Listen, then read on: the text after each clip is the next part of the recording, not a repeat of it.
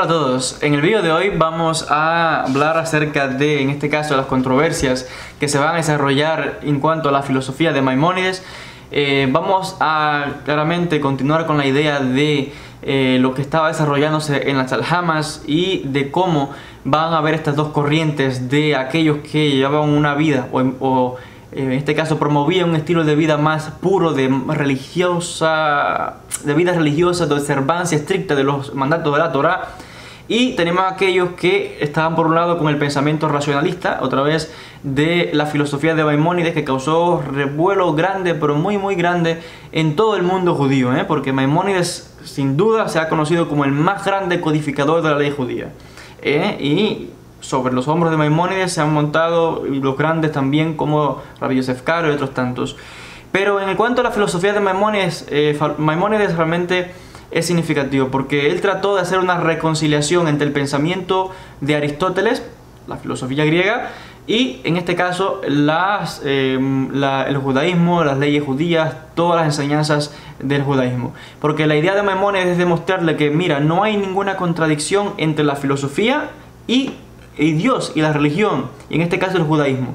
Maimónides está mostrando que los mismos principios que fueron dados por los sabios del pasado, los sabios del Talmud, etc., son los mismos principios que se pueden conciliar con la filosofía, en este caso de Aristóteles, que Aristóteles se conoce como el gran maestro en este caso.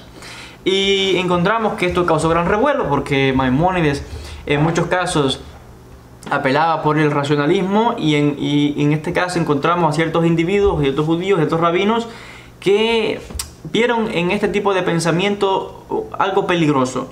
Ellos quizás lo podían entender, ¿no? Porque aquí se llama lo que dicen o lo que se conoce como la teoría de la doble verdad. ¿Qué es la teoría de la doble verdad? Esto se pone en práctica en todas las religiones y en todos los sistemas religiosos, lo que sea, donde hay algo que creen los que están en control, la élite, los que están arriba, y las masas es otra cosa. ¿Qué quiere decir eso? Que a las masas se les entretiene, y aquí no estoy hablando de judaísmo, estoy hablando aquí de cómo funciona la religión en sentido general y de cómo funcionan los gobiernos políticos, etc. A las masas se las entretiene con, como dicen, con dulcecitos, y a la élite no se cree nada de lo que le están contando a las masas y consideran tal tipo de pensamiento una tontería, pero les hacen creer de que también tienen el mismo pensamiento. O sea, las masas se las duerme con el cuento de que tienes que hacer tal cosita porque Dios esto, porque Dios lo otro, y las tienen dormidas con esa idea, pero la élite que está diciendo eso no se cree lo que le está diciendo, pero lo hace porque es una manera de controlar al pueblo en general. Entonces, ¿qué está planteando aquí? En el caso de la filosofía de Maimónides, vienen algunos y decir, bueno, esto es peligroso, porque Maimónides está abriendo el conocimiento a la mayoría de las gentes y esto causa revuelo y problemas. En este caso, lo principal aquí, este tipo de estudios filosóficos tan elevados no son para las masas, son para la élite, son para la minoría, son para los que tienen un conocimiento elevado, una preparación suficiente, que van a comprender el texto sin que esto quizás les desvíe o les cause problemas.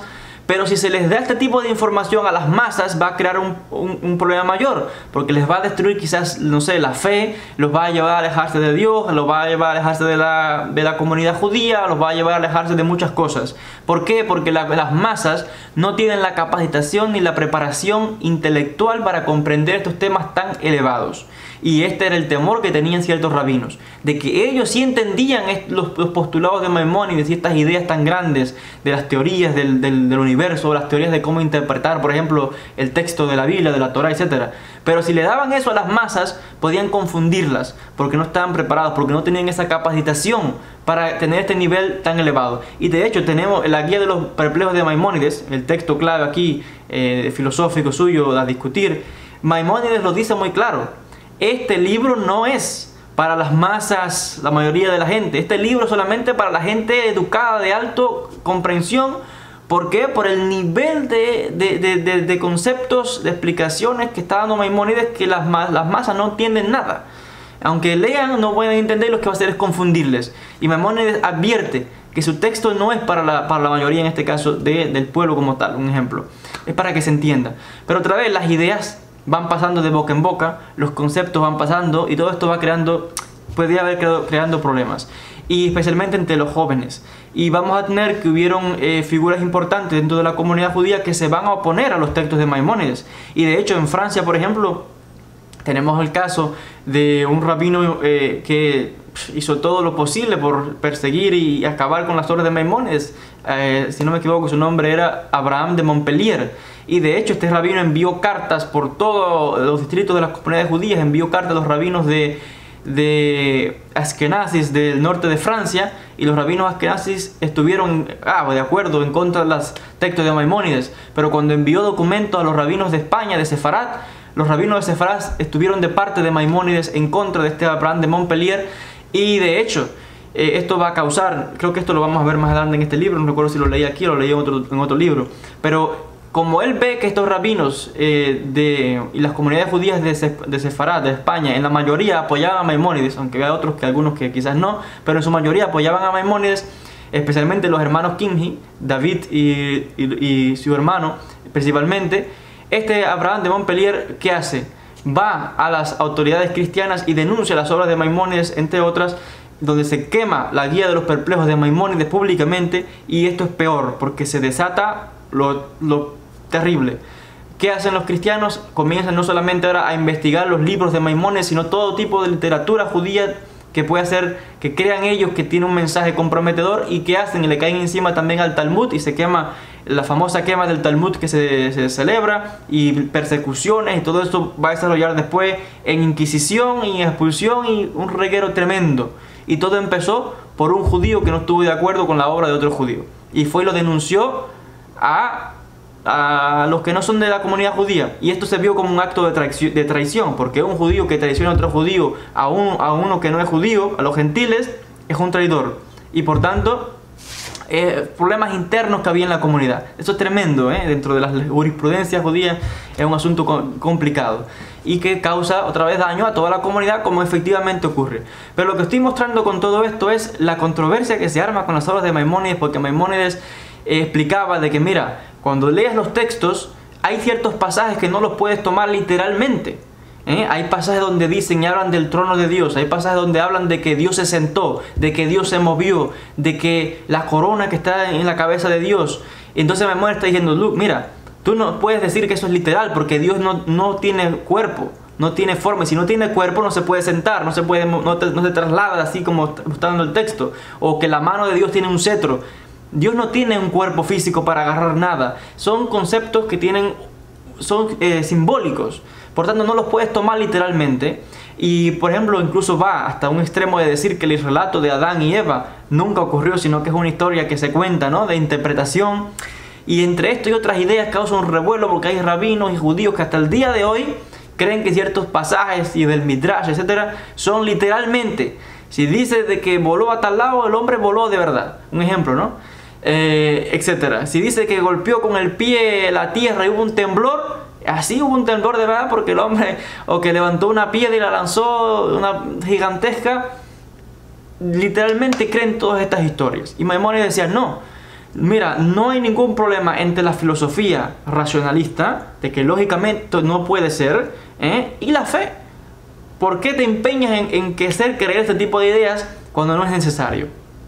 Pero bueno, en estos casos revuelos internos, porque ya mencioné que aquí había dos corrientes, los racionalistas y aquellos que llevaban una vida de estricto observancia religiosa, y que otra vez, como de hecho hubieron muchos que llegaron a un punto de racionalismo tal que se desviaron hacia el materialismo, en muchos casos la negación completa de la existencia de Dios, etcétera. Pero aquí hay que explicar que, por supuesto, jamás esa es la intención de Maimónides, porque Maimónides es dentro del judaísmo de Moshe a Moshe, no había ningún otro como Maimónides, dice el refrán. O sea que el rabino más grande que él de toda la época medieval, de hecho se considera en el mundo seglar como el filósofo judío más grande de toda la época medieval. Y ni hablar de sus textos de Mishneh Torah, etc. Entonces, otra vez, ese es el asunto cuando alguien no comprende en profundidad un documento, un texto, y puede esto crear otros problemas. Pero bueno, son problemas y conflictos que habían internamente en la comunidad judía que estaban aconteciendo.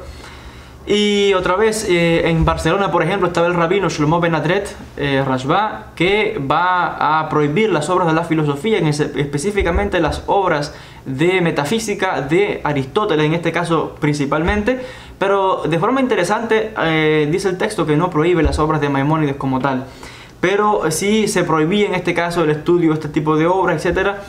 Y también lo interesante es que todo esto va a causar que más tarde se desarrolle otro movimiento. Ya aquí no es un movimiento religioso, ni un movimiento filosófico, sino que va a ser un movimiento místico. Y aquí es donde van a entrar los cabalistas, que van a entrar luego con las grandes escuelas de Girona y otros de Castilla, etcétera, donde van a también intentar mostrar una explicación, en este caso, de cómo funciona el universo, de la función del hombre, de cómo interpretar místicamente los textos de la Torá, etcétera, etcétera.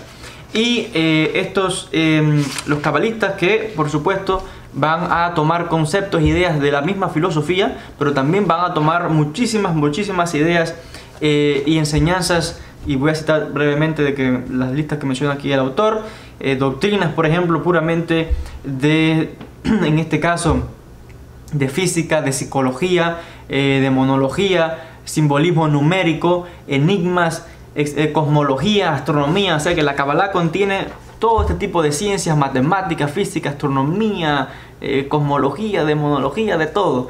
Y entonces estamos viendo otras corrientes que van desarrollándose aquí en toda esta etapa medieval. Estamos viendo que la comunidad judía y todo este tiempo era un hervidero de ideas, de conceptos, de una vida realmente agitada, ¿no? Una vida activa. Tantas ideas que estaban apareciendo en el mundo, tanto capacidad intelectual, tanto pensamiento realmente increíble. Una época, yo diría que fructífera, porque esto propició el surgimiento de muchísimas corrientes de pensamiento, no solamente dentro del judaísmo, sino también a nivel mundial en general, grandes pensadores, grandes maestros en toda área, como estamos analizando. Hasta aquí este vídeo acerca de las controversias de Maimónides, la comunidad judía en la época medieval. Gracias a todos por la atención y hasta un próximo encuentro.